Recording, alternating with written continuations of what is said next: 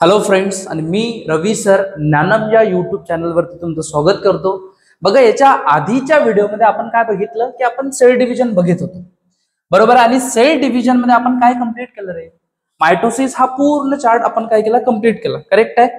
जर तुम्ही जर हा व्हिडिओ बघितलेला नसेल मायटोसिस बद्दलचा, तर मी डिस्क्रिप्शन मध्ये लिंक टाकून देतो, तुम्ही बघून घ्या एकदा, ठीक आहे. कारण मायटोसिस जर तुम्ही बघितला नसेल तर तुम्हाला मिओसिस पण व्यवस्थित समजणार नाही. ओके, आता मायटोसिस मध्ये आपण कोणत्या सेलचे डिव्हिजन करत होतो? दॅट इज सोमॅटिक सेल असतील किंवा कोणते असतील? स्टेम सेल असतील. ओके, पण मिओसिस मध्ये कोणत्या सेल असतात? Germ cell. आणि त्यालाच काय म्हणतो आपण? ते सेक्स क्रोमोझोम किंवा सेक्स सेल म्हणतो. रिप्रोडक्टिव्ह सेल सुद्धा आपण त्याला म्हणतो, बरोबर आहे. थोडीशी इन्फॉर्मेशन परत बघा इथं काय, तर आपण काय करत होतो रे? क्रोमोझोम कसा तयार होतो? ज्यावेळेस आपण डीएनए ला काय करतो? कंडेन्स करतो, तर त्यापासून काय बनतो? सर्वात आधी क्रोमॅटिन फायबर. आणि क्रोमॅटिन फायबरला फर्दर कंडेन्स केल्यानंतर आपल्याकडे काय बनतोय? क्रोमोझोम. क्रोमोझोमच्या सेंटर मध्ये काय असते? सेंट्रोमियर. हे एक क्रोमॅटिड आहे, हा दुसरा क्रोमॅटिड आहे, बरोबर आहे. आता मी हे तुम्हाला का बरं सांगत आहो? कारण मला एक इन्फॉर्मेशन द्यायची आहे तुम्हाला best. Okay, just take 1 minute.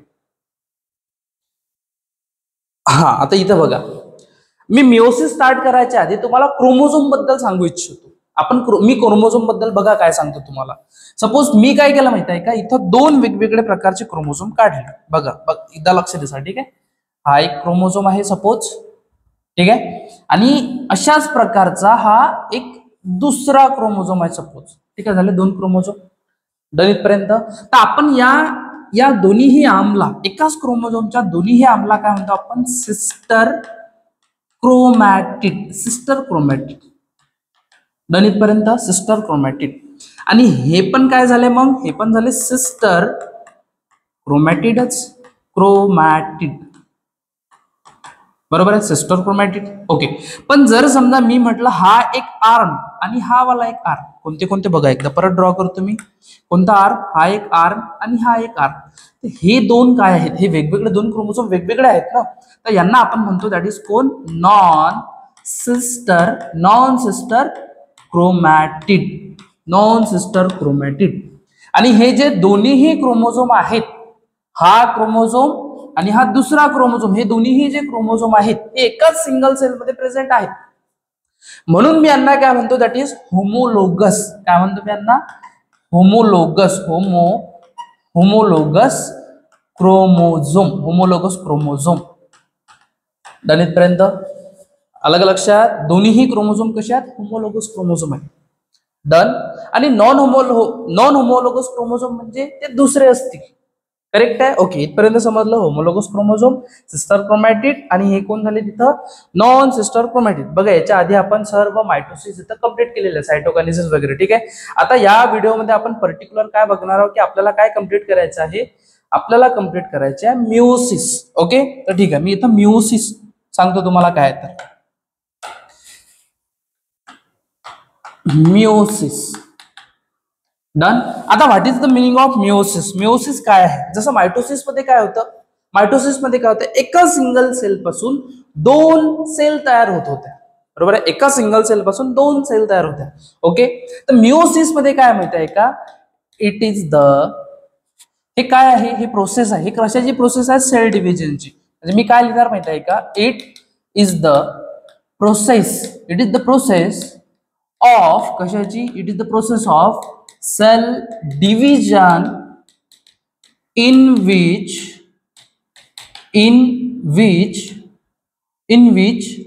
four daughter cell.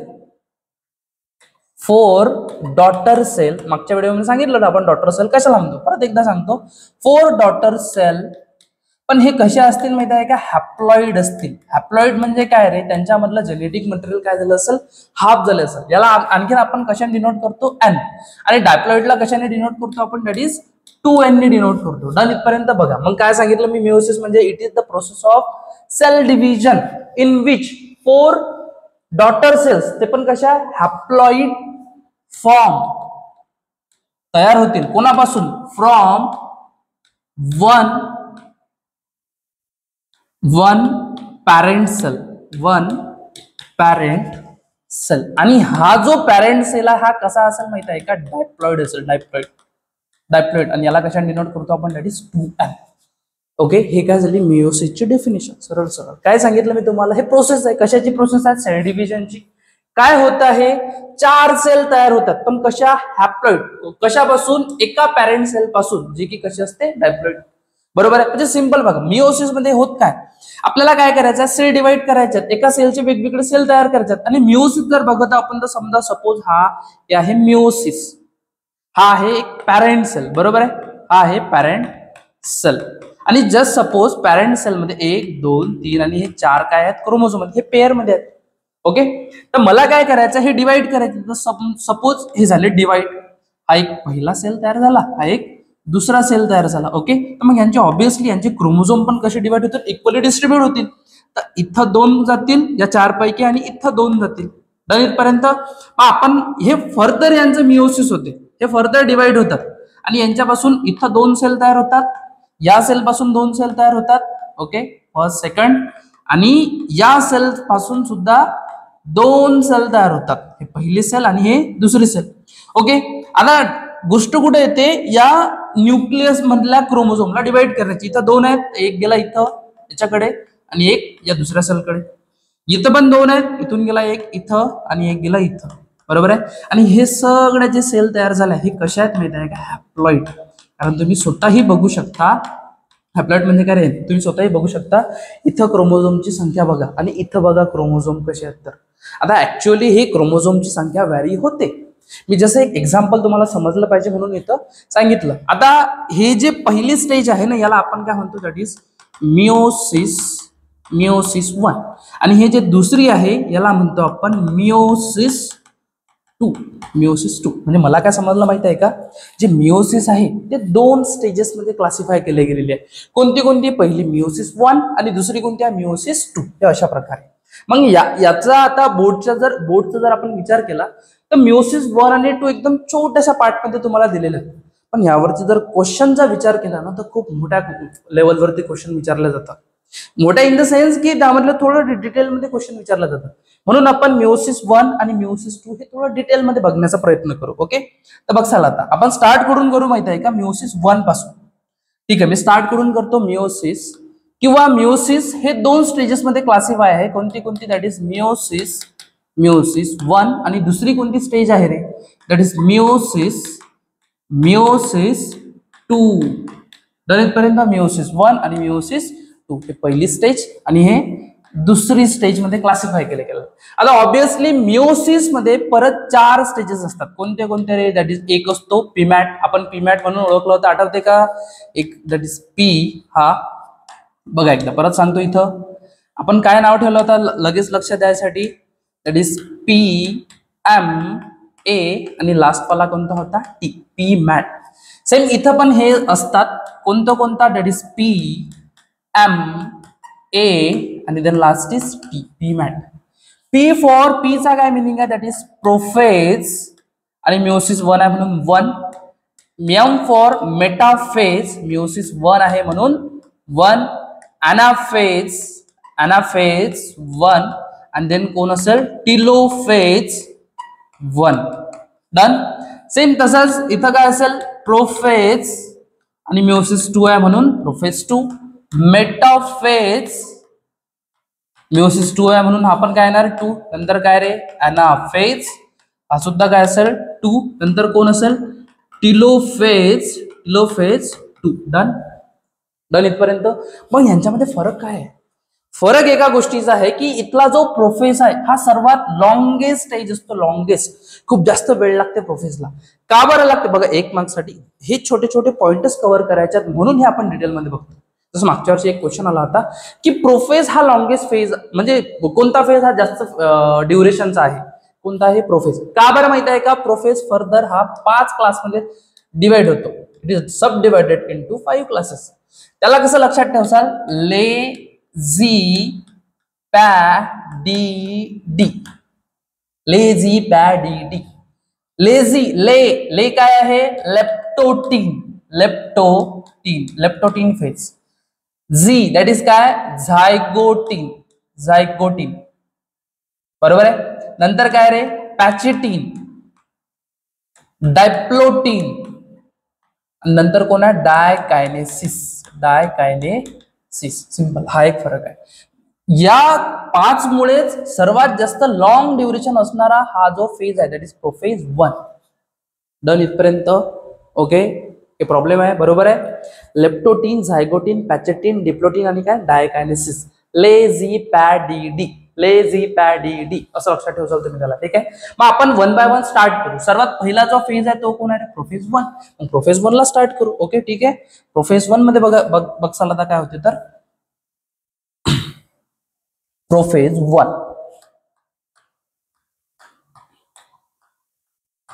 Prophase 1 आणि प्रोफेज 1 काय सांगितलं मी तुम्हाला, इट इज द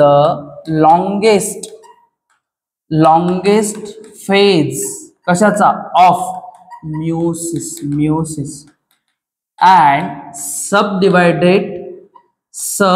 डिवाइड केलेला आहे. हा सब डिवाइडेड इंटू किती ग्रुप्स मध्ये, इंटू 5 ग्रुप्स. ते ग्रुप्स मी तुम्हाला आदल्या पेजवरती सांगितले. त्यामधला डायरेक्टली आपण पहिला बघू. त्याचं नाव काय आहे पहिल्याचं, लेप्टोटीन. लेझीपॅडी आठवते, लेझीपॅडी नुसार पहिला जो आहे कोण आहे, दॅट इज लेप्टोटीन. डन इथपर्यंत. आता लेप्टोटीन मध्ये बघा ऍक्च्युली काय राहते तर, लेप्टोटीन मध्ये काय होते तर त्याच्या आधी बघा काय राहते तर, सपोज मी एक जनरल सेल काढतो. सपोज हा कोण आहे, हा सेल आहे. सेलच्या आतमध्ये इथं न्यूक्लियस असेल आणि हे सर्व क्रोमोझोम त्याचे जे डीएनए आहेत ते काय झालेले असेल, इकडे तिकडे बिखरलेले असतील, स्प्रेड झालेले असतील. ठीक आहे, डीएनए. डन इथपर्यंत. मग लेप्टोटीन मध्ये सिंपल काय होत आहे माहिती आहे का, कंडेन्सेशन होत आहे. Condensation of DNA to form, काय फॉर्म होणार, condensation of DNA to form chromosome. काय फॉर्म मला लागते, क्रोमोझोम फॉर्म होतो. बरोबर आहे. आणि हा क्रोमोझोम कसा असतो माहिती आहे का, एक थ्रेड थिक असतो पूर्ण. ठीक आहे, डन इथपर्यंत. ओके, म्हणजे सिंपल मी कशामध्ये बघा, लेप्टोटीन मध्ये काय बघितलं, condensation of DNA to form, काय फॉर्म होतो, क्रोमोझोम फॉर्म होतो. मग बघा इथं कसा होणार तर, ओके थोडंसं बाजूला बघू आपण, आपल्याकडे स्पेस असेल तर फार छान.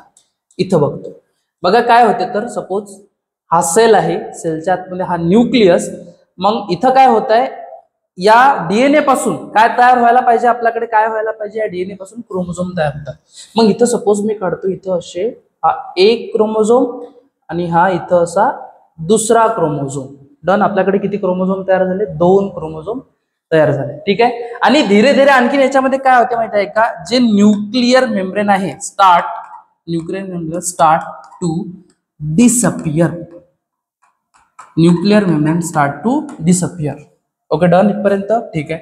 आता लेप्टोटीन नंतर जो दुसरा जो फेज आहे तो कोणता आहे, लेझी, दॅट इज काय, झायगोटी. याच्यानंतर कोणतं स्टेज आहे, झायगोटी. ओके, आपण लेप्टोटीन मध्ये इथपर्यंत पोहोचलो. बरोबर आहे. आता झायगोटीन बघा, झायगोटीन हा मोस्ट इम्पॉर्टंट स्टेज आहे, कारण या झायगोटीन साठीच आपण हा सर्व महाभारत खेळत आहोत.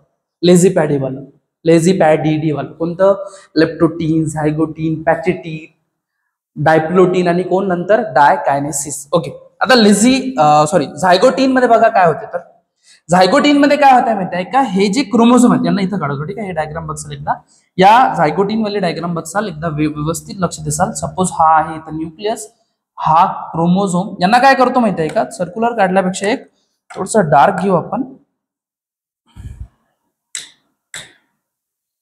बघा, हा एक क्रोमोझोम आणि हा दुसरा क्रोमोझोम. हे इथून उचलले मी इथं ठेवले. बरोबर आहे. आता यांच्यामध्ये काय होते माहिती आहे का, झायगोटीन मध्ये काय होते, झायगोटीन मध्ये होतो त्यांचं crossing over.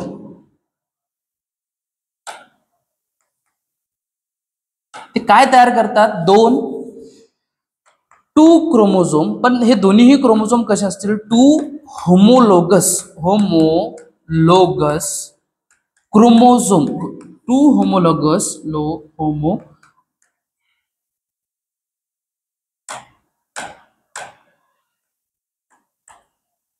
2 homologous chromosome start pairing, pair होतात, स्टार्ट पेअरिंग अँड काय फॉर्म करतील माहिती आहे का, and formation of synopsis and formation of synopsis. आता बघा सिनॉप्सिस म्हणजे नेमकं काय होते, तर आता बघा यांनी काय बनवलेले, दोन होमोलोगस क्रोमोझोमनी काय केली, पेअरिंग केली आणि काय तयार केला, सिनॉप्सिस. बरोबर आहे. आता जिथं सिनॉप्सिस तयार होते तिथं काय तयार होतो, सर्वात आधी एक दुसऱ्याच्या दूर दूर नको जायला म्हणून सिनॅप्टोनोमल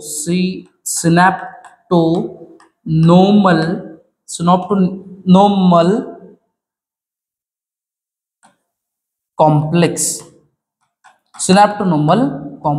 बघा आता काय सांगत आहोत, तर ही इथून आपण कुठून जातो, लेप्टोटीन मधून कुठे जातो, झायगोटीन मध्ये. आता झायगोटीन मध्ये लक्ष द्याल काय होते, तर हे काय करतात माहिती आहे का, सिनॅप्टोनोमल कॉम्प्लेक्स तयार करतात. म्हणजे याचा मिनिंग काय माहिती आहे का, हे दोन्हीही क्रोमोझोम एक दुसऱ्याच्या जवळ जवळ जातील. जवळ इन द सेन्स माहिती आहे का, हे हा या साईडला हा पिंक मध्ये काढतो आणि दुसरा जो क्रोमोझोम आहे तो ब्लू कलरनी सांगतो मी तुम्हाला अशा प्रकारे. बघा यांचे आर्म्स काय होतात, एक दुसऱ्याच्या मधोमध्ये जातात. बरोबर आहे. हा दुसरा क्रोमोझोम, यांचे आर्म्स काय होतात, एक दुसऱ्याच्या मधोमध्ये जातात. तर इथली जी स्टेज आहे ही इथं जे तयार झालं याला काय म्हणतो आपण, सिनॉप्सिस. याला काय म्हणतो आपण, सिनॉप्सिस. आणि या दोघांना एक दुसऱ्यांच्या जवळ आणण्यासाठी एक कॉम्प्लेक्स तयार झाला इथं.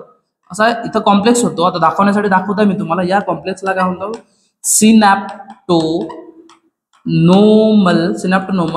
कॉम्प्लेक्स.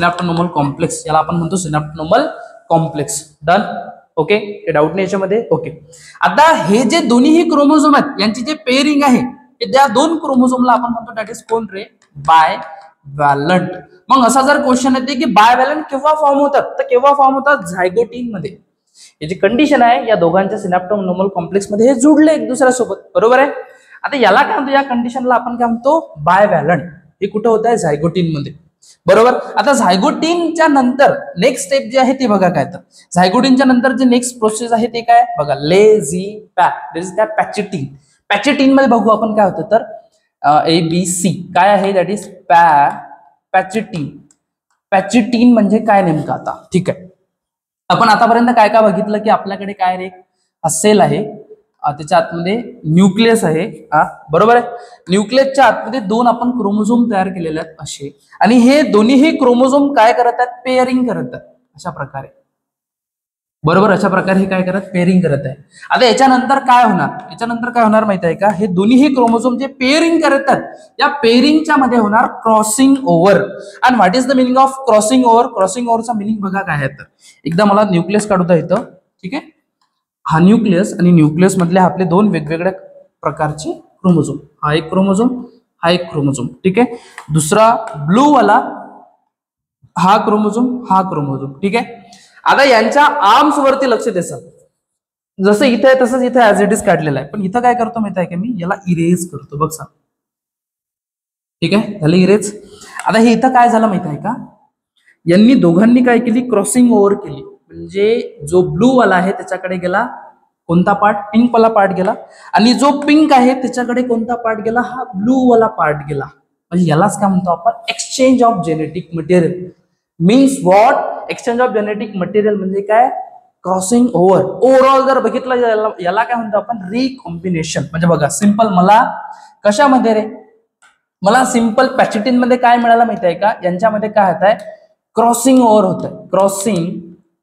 Crossing over. बरोबर आहे, क्रॉसिंग ओव्हर. पण कशामध्ये माहिती आहे का, नॉन सिस्टर क्रोमॅटिड. व्यवस्थित बघा, नॉन सिस्टर क्रोमॅटिड आहेत ते. करेक्ट आहे, नॉन सिस्टर क्रोमॅटिड मध्ये.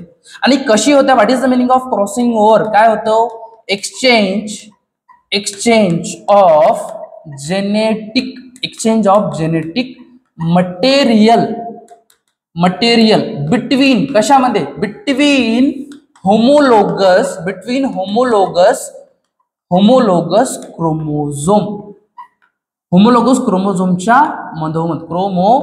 क्रोमोझोमच्या मधोमध क्रॉसिंग ओव्हर होत आहे. ओव्हरऑल जर बघितलं तर यालाच काय म्हणतो आपण, रिकॉम्बिनेशन. दॅट इज काय म्हणू शकतो आपण याला, that is genetic genetic recombination. Done इथपर्यंत. कुठपर्यंत आलो आपण? पॅचेटिन पर्यंत. पॅचेटिन पर्यंत एवढ्या थिंग्स होतात की ते एक दुसऱ्याला काय करतात, काय शेअर करतात, स्वतःचं जेनेटिक मटेरियल शेअर करतात. पण यांनी काय होणार माहिती आहे का? व्हेरिएशन येतील. इथूनच इव्होल्युशन होत आहे. धीरे धीरे धीरे व्हेरिएशन येतात. का बरं? कारण यांच्यामध्ये काय होतं, जेनेटिक मटेरियल एक्सचेंज होत आहे. डन इथपर्यंत. ओके. आता समोर बघा, पॅचेटिन नंतर समोरची जी स्टेज आहे ते बघा काय तर बघा, लॅप्टोटीन, झी लेझीपॅडी, झी काय आहे? Zygotene. Okay. D lazy pachytene, नंतर काय? D diplotene. नंतर पॅचेटिनच्या नंतर कोणती स्टेज येणार? That is diplotene. आता डायप्लोटीन मध्ये काय होणार? सिंपल. आता हे जे यांच्यामध्ये क्रॉसिंग ओव्हर झालेला आहे, इथं काय होतं माहिती आहे का? जो सिनॅप्टोनोमल कॉम्प्लेक्स असतो या दोघांच्या मधोमध्ये, तो सिनॅप्टोनोमल कॉम्प्लेक्स बघा यांच्या मधात काय झालं रे? क्रॉसिंग ओव्हर झालेलं आहे. Crossing over. सिनॅप्टोनोमल कॉम्प्लेक्सने याला काय केलं होतं? जवळ पकडून ठेवलं होतं. मग सर्वात आधी काय होतं? जो कॉम्प्लेक्स आहे सिनॅप्टोनोमल कॉम्प्लेक्स काय होतो? डिझॉल्व. आणि मला सांगा आता, हा जर डिझॉल्व झाला की ज्याच्यामुळे हे दोघं एक दुसऱ्याच्या जवळ होते, तर धीरे धीरे ते काय व्हायला लागतील? दे मूव्ह होतील. Move away from each other. एक दुसऱ्यापासून दूर जातील ते. बघा आता हे कसं बघा परत. आता जेनेटिक मटेरियल त्यांनी एक्सचेंज केलं, ठीक आहे, इथपर्यंत समजलं ते. आता हे कसं होत आहे माहिती आहे का? हा या साईडला जात आहे, पण तरी सुद्धा ते एक दुसऱ्यासोबत जोडलेले आहेत. इथे का लक्षात काय सांगत आहोत? तर बघा, यांनी जेनेटिक मटेरियल या क्रोमोझोमनी या क्रोमोझोम सोबत एक्सचेंज केलं, पण तरी सुद्धा ते एक दुसऱ्यासोबत जोडलेले आहेत. फक्त डायप्लोटीन मध्ये काय झालं? ते दूर दूर गेले. का बरं गेले? कारण त्यांच्यामधला सिनॅप्टोनोमल कॉम्प्लेक्स काय झाला? डिझॉल्व झाला. डन. आता सिनॅप्टोनोमल कॉम्प्लेक्स डिझॉल्व झाला, ते दूर दूर गेले. याच्यानंतर काय आहे? डायप्लोटीन नंतर आहे डायरेक्टली डायकायनेसिस. हे काय आहे? हे लास्ट स्टेज आहे. कशाची? Last stage of prophase one. Prophase one ची लास्ट स्टेज आहे. आता याच्यामध्ये काय होते? जे बायव्हॅलंट तयार झालेले होते ते बायव्हॅलंट काय होतात? दूर दूर जातात. म्हणजे ते तुटतात तिथून डायरेक्टली. म्हणजे काय म्हणू शकतो आपण? बायव्हॅलंट स्टार्ट टू सेपरेट. आणि हे सेपरेट झाल्यानंतर काय होतील? दे मूव्ह टू कोणत्या पोलवरती? Opposite pole. का बरं गेले रे अपोजिट पोलवरती? का बरं जातील? ड्यू टू कोणामुळे? स्पिंडल फायबरमुळे. ओके. पण एवढं लक्षात ठेवा की ते अपोजिट पोलवरती गेले. स्पिंडल फायबर आपण हे कशामध्ये बघू? नंतर मेटाफेज मध्ये बघू. म्हणजे इथं सिंपल डायकायनेसिस मध्ये आपण काय केलं? जे बायव्हॅलंट तयार झालेले होते मागच्या स्टेज मध्ये बघा, एकदा जे बायव्हॅलंट होते हे दूर दूर गेले ना, पण इथं जे क्रॉसिंग ओव्हर झालेले होते तुटलं का? नाही. तर म्हणजे डायकायनेसिस मध्ये काय होतं? सिंपल, जे क्रॉसिंग ओव्हर झालेली होती ते सुद्धा काय लागते? तुटायला लागते. म्हणजे सिंपल मी काय करू शकतो? एक क्रोमोझोम इथं काढणार आणि एक क्रोमोझोम इथं काढणार. करेक्ट आहे. आणखीन काय होणार माहिती आहे का? Nuclear membrane completely disappear. अरे तुम्ही म्हणसाल सर पहिल्या ह्याच्यामध्ये तुम्ही सांगितलं डिसअपियर होत आहे म्हणून. ओके, होत आहे, 100% होत आहे. पण तिथून तर इथपर्यंत त्याला वेळ लागतो डिसअपियर. आता हे कम्प्लिटली डिसअपियर झाले. करेक्ट आहे. आता डायकायनेसिस नंतर आपल्याकडे जी पहिली स्टेज आहे, सॉरी प्रोफेज मध्ये लास्ट स्टेज आहे कोणती? प्रोफेज मध्ये लास्ट स्टेज आहे कोणती? डायकायनेसिस. आणि त्यानंतर कोण स्टार्ट होतो? त्याच्यानंतर स्टार्ट होतो आपल्याकडे कोण? That is second stage. आणि ते काय आहे? मेटाफेज 1. ओके. आता इथून हे सिमिलर आहे कशासारखं? मायटोसिस सारखं. मेटाफेज मध्ये काय होते माहिती आहे का? स्पिंडल फायबर अराइज होतं. स्पिंडल फायबर अराइज अँड काय करतील? अटॅच करतील. कशावरती? Attach to the centromere. आणि काय करतील माहिती आहे का? त्या क्रोमोझोमला कुठं पुल करतील? इक्वेटोरियल प्लेन वरती काय करतील? इक्वेटोरियल प्लेन वरती पुल करतील. म्हणजे बघा या दोघांची पोझिशन बघा कशा प्रकारे येतं. हे कसे मूव्ह होतील माहिती आहे का? हे का इक्वेटोरियल प्लेट वरती येतील. बघा एक इथं आणि एक इथं. का बरं माहिती आहे का, हे सेंट्रिओल आहेत, या सेंट्रिओल मधून काय निघतं स्पिंडल फायबर, आणि स्पिंडल फायबर काय करत आहे, दोन्ही साईडला यांना मूव्ह करण्याचा प्रयत्न करत आहे. मग ऑब्विसली जर तिकडूनही फोर्स लागत आहे, इकडूनही फोर्स लागत आहे, कुठे येतील, एका इक्वेटोरियल प्लेन वरती येतील. What is the meaning of equatorial plane, मागच्या व्हिडिओमध्ये सुद्धा बघितलं आपण, काय म्हणतो आपण, सेलचा सेंटर मध्ये येतील. डन. आता मेटाफेज नंतर समोरचा फेज काय आहे, पी मॅट, दॅट इज काय, अनाफेज. तिसरा जो फेज आहे दॅट इज कोण रे, अनाफेज 1. आणि अनाफेज 1 मध्ये काय होते माहिती आहे का, सरळ त्यांचे जे सेंट्रोमियर आहेत ते स्प्लिट होतात. काय लिहू शकतो मी इथं, centromere split and chromosome move होतील, अँड क्रोमोझोम मूव्ह अवे तर झालेले आहेत ते ऑलरेडी, कुठं मूव्ह होतील, मूव्ह टुवर्ड द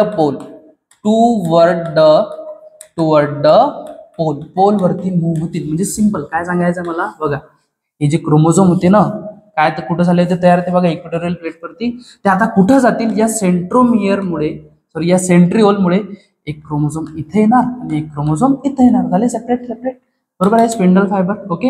आता यानंतर जो फेज आहे त्या फेज मध्ये काय बघतो माहिती आहे का आपण, चौथा फेज आहे, दॅट इज कोण, टिलोफेज 1.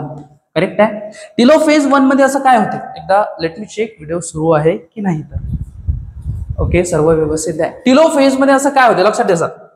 टिलोफेज मध्ये काय होते बघा, आता इथलं काम संपलेलं आहे, आता आपल्याला काय तयार करायचे, न्यूक्लिअर मेम्ब्रेन. मग इथं काय म्हणू शकतो आपण, nuclear membrane start to appear. Nuclear membrane हे अपियर व्हायला लागते.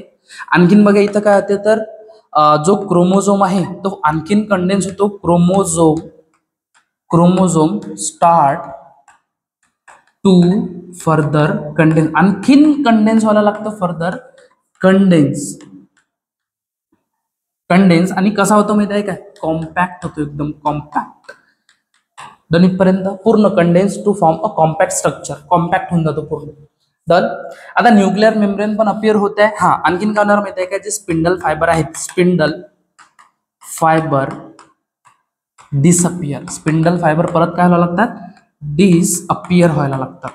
डन इथपर्यंत डिसअपियर होतं. डन. समजलं. टिलोफेज मध्ये एवढ्या साऱ्या थिंग्स होतात. म्हणजे ओव्हरऑल जर डायग्राम आपण बघतो तर टिलोफेज मध्ये काय होतं बघा, हा सेल आहे, इथं न्यूक्लिअर मेम्ब्रेन तयार झाला, हा एक क्रोमोझोम त्याच्यामध्ये येऊन गेला असा, की ज्याला 2 सिस्टर क्रोमॅटिड आहेत, इथं याला पण एक सिस्टर क्रोमॅटिड आहे. करेक्ट आहे.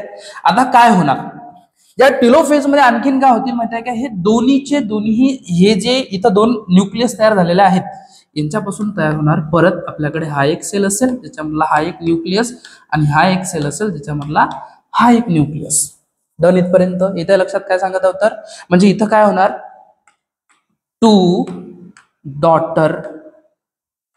Daughter cells R form. दोन्हीही डॉटर सेल काय होतील, इथं फॉर्म होतील. डन. आता इथपर्यंत टिलोफेज म्हणजे मिओसिस 1 संपते.